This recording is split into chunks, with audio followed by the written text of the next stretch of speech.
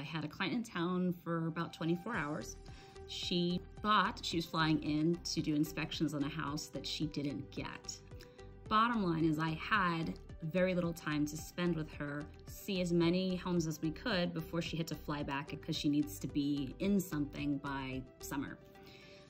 We went all over the place. She's getting a little frustrated, which, you know, it's understandable. Now that her house is in escrow, she's got to get it done.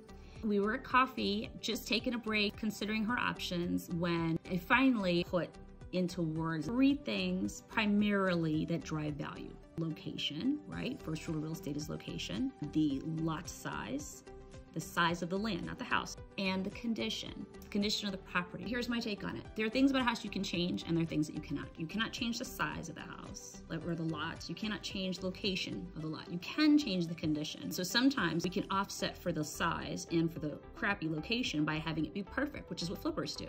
And then sometimes if you're looking to an area where you can get into good schools and you can take the crappiest house and the smallest house and you make it bigger and better to get a better location. And so it's all a trade-off in that little triad. You might think I'm nuts for saying it's not the size of the house, it's the size of the land, but there's a reason for that. The more land you have, the more house you can build. The more house you can build, the more value there is, the more you can sell it for and profit. You don't need the extra space yet. At some point you can build it.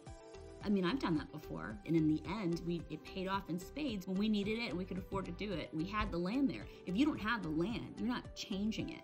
And yes, maybe you can go up, but this is Arizona.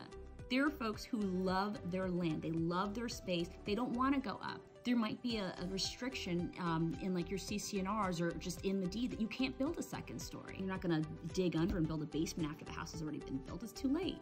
I mean, you can, but does it make sense to spend the money to do it? But if you have the land, you can build more space. Separate of that, you have other things that are intangible. Where's the nearest grocery store? How far is it to get to the freeway? Is it in the right school district?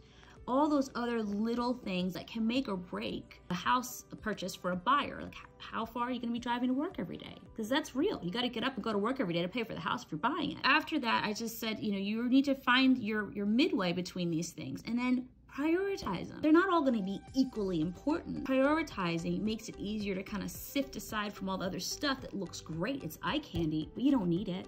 It's kind of like shopping for crap. You buy it on sale because it's on sale. It's not really a good deal if you don't need it.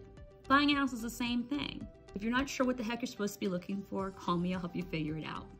But now you got something to work with.